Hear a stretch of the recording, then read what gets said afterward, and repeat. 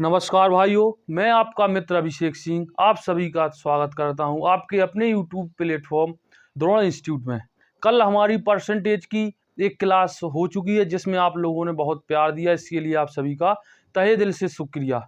और उस क्लास में हम एक ज्ञात कर चुके थे कि परसेंटेज से फ्रैक्शन कैसे बनाई जाती हैं, वो हम आपको अच्छे से बता चुके थे। अब हमारा जो आज से हमारी क्लास होगी इसमें हम आपको मोस्ट टाइप कराएंगे जो आपकी परीक्षा की दृष्टि से बहुत ही इम्पोर्टेंट हैं। चलते हैं अपने टॉपिक की तरफ। अगर किसी आयत की लंबाई 37 सही 1/2% बढ़ा दें और चौड़ाई 20% घटा दें तो क्षेत्रफल पर क्या प्रभाव पड़ेगा। तो देखो, जो हमारा क्षेत्रफल होता है भाई, क्षेत्रफल यहाँ लिख लो। तो क्षेत्रफल बराबर होता है लंबाई इंटू चौड़ाई। क्या होता है? लंबाई इंटू चौड़ाई। देखो यहाँ से समझते चलना भाई, लंबाई इंटू चौड़ाई। क्लियर हो गया? तो क्षेत्रफल को इस साइड लिख लो। ये हमारा क्या निकल के आएगा? क्षेत्रफल। अब आयत की लंबाई 37 सही 1/2% बढ़ जाए। देखो 37 सही 1/2%। हमने इसकी फ्रैक्शन वैल्यू आपको निकालना बताई थी, क्या थी? 3/8 बताई थी। देखो कैसे निकालते हैं। 37 दूनी 74, 1 75 बटे कितना होगा 2। परसेंटेज को हटाएंगे नीचे, कितने से? 100 से गुणा करेंगे। 25 × 75, 25 100 का 100, तो कितना आएगा? 3/8। कितना आ जाएगा? 3 4 दूनी 8। क्लियर हो गया? तो ये हमारी तो क्या निकल के आ गई? लंबाई। लंबाई आ गई और चौड़ाई 20% घटा देते हैं। तो 20% की फ्रैक्शन वैल्यू कितनी होती है भाई? 1/5। कैसे? 20 बटे परसेंटेज को हटाएंगे तो 100, 20×100 कितना आएगा? 1/5। क्लियर हो गया होगा यहाँ पर कि 20% की फ्रैक्शन वैल्यू क्या होती है? 1/5। अब यहाँ पर समझना है क्योंकि बहुत ही इंपॉर्टेंट कंसेप्ट है। जो इसकी लंबाई है भाई, लंबाई कितनी है? 8। ठीक है, यहाँ पर जो वैल्यू लिखेंगे अपन वो वास्तविक लिखेंगे। कौन सी लिखेंगे? वास्तविक। और जो न्यू वैल्यू कहाँ लिखेंगे? इसके नीचे। ठीक है, इसको अपन नया बोल लो। तो जो इसकी लंबाई है वो कितनी है? 8। ठीक, और कितनी बढ़ जाती है? 8 से कितनी बढ़ जाती है? 3। 37 सही 1/2% बढ़ जाती है। तो 8 से बढ़ करके कितनी हो जाती है भाइयों? 11 हो जाती है। कितनी हो जाती है? 11। और जो आपकी चौड़ाई है वो क्या होती है? घटती है। कितनी घटती है? 20%। तो यहाँ पर चौड़ाई कितनी है? 5 है। कितनी है? 5 है। और 5 से ये घट के कितनी बचेगी? 4। कितनी घटी? 1 घटी, क्योंकि 20% अपनी जो चौड़ाई है वो क्या हो जाती है? घट जाती है। तो अब इसका जो क्षेत्रफल है उस पर क्या फर्क पड़ेगा भाई? तो यहाँ से इसका क्या निकाल लो? क्षेत्रफल। तो क्षेत्रफल निकालेंगे इसका, तो लंबाई और चौड़ाई दोनों का गुणा करेंगे तो 8 कितना हो जाएगा? 40। कितना हो जाएगा? 40। और यहाँ से निकालेंगे तो कितना हो जाएगा? 11 चौक 44। क्योंकि क्षेत्रफल क्या होता? लंबाई गुणा चौड़ाई। क्लियर हो गया? अब उसको कितना परसेंट किस पे? क्षेत्रफल पे कितना परसेंट फर्क पड़ा ये देख लो भाई। तो 40 से कितना हो गया? 44। तो कितना बढ़ा? 4 बढ़ा। किससे बढ़ा? देखो वास्तविक वैल्यू से हमेशा निकालते हैं, तो वास्तविक वैल्यू कितनी है? 40। और इंटू में कितना होगा भाई? 100। कितना परसेंटेज पूछा उसने? 4 से इसको काटो 10 बार और 10 से इसमें भाग देंगे तो एक 0 कट जाएगी। तो कितना बढ़ जाएगा भाई? 10% का क्षेत्रफल पर फर्क पड़ेगा, या 10% क्षेत्रफल क्या होगा? बढ़ जाएगा, इंक्रीज हो जाएगा 10% क्षेत्रफल। अगला सवाल क्या है आपका? अगर किसी वर्ग की भुजा 40% बढ़ा दी जाए तो उसके क्षेत्रफल पर क्या प्रभाव पड़ेगा। तो पहले तो ये समझो कि जो वर्ग का फॉर्मूला होता है वो क्या होता है? भुजा स्क्वायर। क्या होता है भाई? वर्ग का क्षेत्रफल होता है भुजा स्क्वायर। क्या होता है? वर्ग की भुजा मान लो ये, तो क्या हो जाएगा? ए स्क्वायर। लेकिन आप लोग कंफ्यूज हो गए तो हम ऐसे नहीं, जो आप पिछला तरीका लगाया था वैसे ही लगा लेंगे। भाई देखो, इसका भी क्षेत्रफल क्या होगा वर्ग का? यहां से देख लो, क्षेत्रफल को कहाँ लिखेंगे हम? पीछे। और इसकी भुजा क्या मान लो? ए मान लो। तो ए इंटू ए, ठीक है, बराबर कितना हो जाएगा? क्षेत्रफल। देखो हम आपको बहुत बेसिक से लेकर के चल रहे, जहां पर आपको कोई कंफ्यूजन ना हो, नहीं तो एक लाइन का सवाल है जी। 40% की फ्रैक्शन निकाल लो भाई। तो 40% की फ्रैक्शन वैल्यू कितनी आएगी, 2/5। ठीक, तो यहां पर हम क्या लिखेंगे, वास्तविकता होगा यहां पर वास्तविक, और यहां पर क्या लिखेंगे हम, नया। तो जो आपकी वास्तविक वैल्यू कितनी है, 5 है भाई, क्या है, 5। 5 से बढ़कर के कितनी हो गई, 2 + 2, 40% क्या हुई, इंक्रीज हुई, ना कि डिक्रीज। तो इंक्रीज यानी बढ़ेगी, तो 5 से कितनी हो जाएगी, 7 हो जाएगी। ठीक, और इसी प्रकार क्योंकि जो वर्ग का क्षेत्रफल होता है भुजा गुणा भुजा, तो यहाँ पे भुजा ए है और यहाँ पर भी भुजा, तो दोनों भुजाओं का क्या होगा, गुणा। तो यहाँ पर भी एक भुजा तो ये हो गई और दूसरी भुजा भी यही होगी, तो वो भी 5 से कितनी होगी भाई, 7 होगी। कितनी होगी, 5 से 7 होगी। अब इसका क्षेत्रफल, तो 5 5 5 25 हो जाएगा, और यहाँ पर कितना होगा, 7 7 49। क्लियर हो गया, क्योंकि अपन ने क्या निकाल लिया, यहाँ पर क्षेत्रफल निकाल लिया। यार इसका वर्ग कर देते, इसका वर्ग कर देते तो इतना ही आता, 25 और 49, लेकिन हमने तो वो लंबाई और चौड़ाई के हिसाब से आपको बताया। अब यहां से देखेंगे अपन, तो इसका जो कितने की वृद्धि हुई इसके क्षेत्रफल पर, तो 4, 9 में से 5 गया 4 और 4 में से 2 गया 2, 24 की वृद्धि हुई। कितने पे, 25 पे। कितने पे भाई, 25 पे। 25 क्या है, एक वास्तविक मान है, और गुणा में क्या होगा भाइयों, 100। 25 से इसको काटेंगे, 25 चौके 100, कितना आएगा, 24 चौके 96%। तो इसके जो क्षेत्रफल पर कितने परसेंट की वृद्धि होगी, 96% की क्या होगी भाइयों, वृद्धि होगी। अब चलते हैं अपन अगले टाइप की तरफ। अगला टाइप क्या है भाइयों, चीनी की कीमत में वृद्धि 16.2/3% होने की वजह से किसी परिवार की खपत 20% घट जाती है। खर्च में कितने प्रतिशत बदलाव होगा, कि खर्च बढ़ेगा कि घटेगा, भी अपन को कोई जानकारी इसकी नहीं है। अब चलते हैं अपन सवाल की तरफ। तो पहले तो ये बताओ कि जो आपका खर्च कैसे बनता है, खर्च कैसे बनेगा भाई, किसी वस्तु का क्या निकालेंगे, मूल्य होगा एक तरफ, और गुणा किसका करेंगे उसमें, खपत का।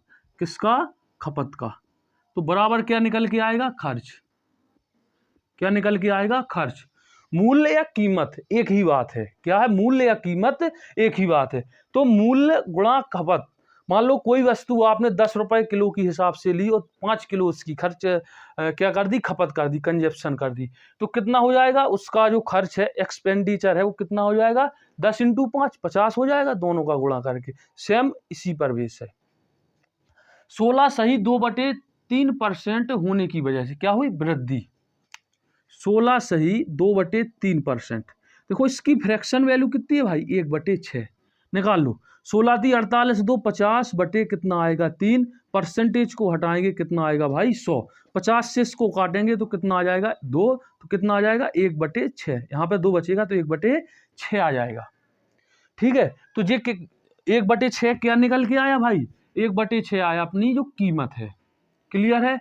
अब खपत देख लो, खपत 20% घट जाती है, जो उसका खर्च है वो खपत है, एक्सपेंडिचर है, वो कितना, 20%।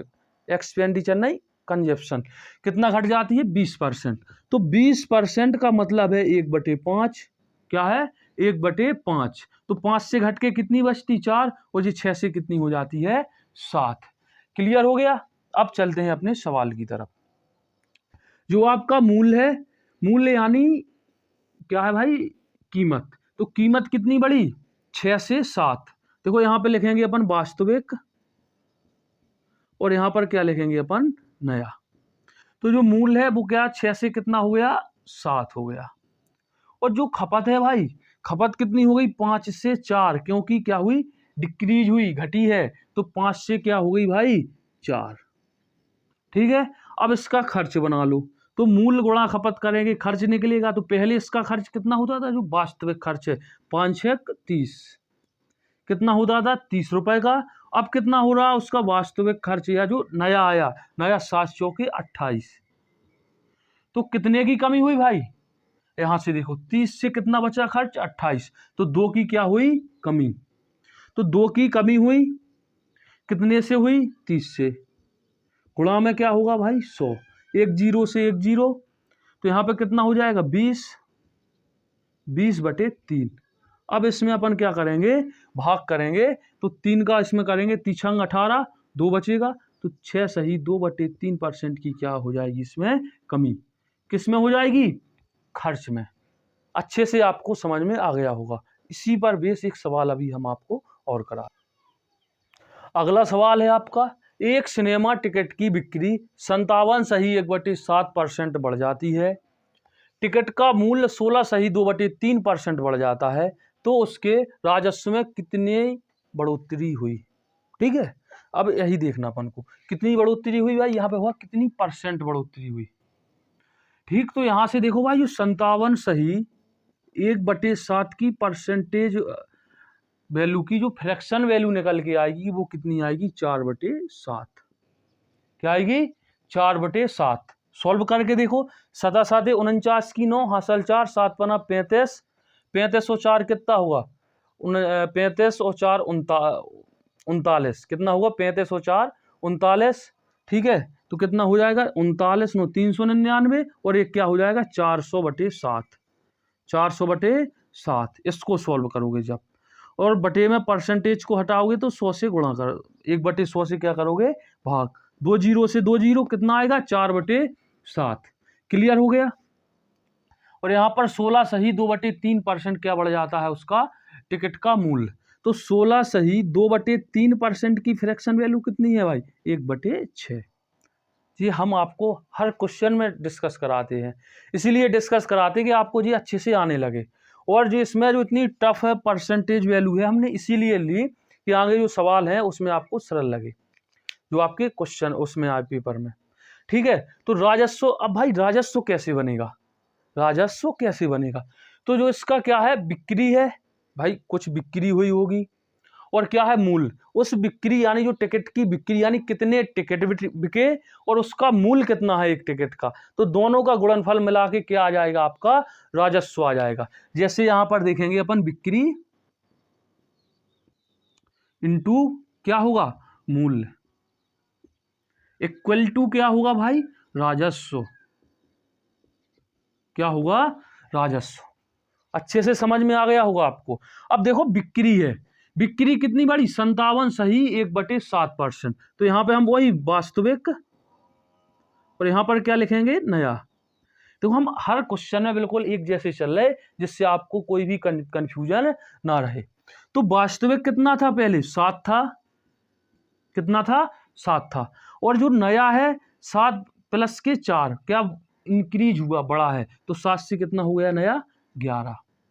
जो मूल्य है, जो टिकट का मूल्य है वो 16 सही 2/3% बढ़ जाता है। तो पहले कितना था वो 6 था, अब 6 से बढ़कर के कितना हो गया 7 हो गया।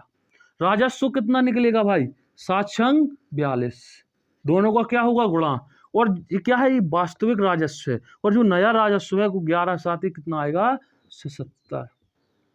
क्लियर हो गया। अब यहां से हम देखेंगे कि इसको बिक्री में कितना राजस्व बढ़ा, बिक्री में इसमें कितना राजस्व बढ़ा। तो राजस्व 42 से कितना हो गया 77, तो 7 में से 2 जाएगा कितना बचेगा भाई 5, 7 में से 4 जाएगा कितना बचेगा 3। कितना बड़ा राजस्व 35 रुपए, 35 या 35 यूनिट मानो, तो 35% की क्या हुई बढ़ोतरी, किस पर 42 पर, इंटू 100। 7 से काटेंगे 7 पना 35, 7 छंग 42। क्लियर हो गया।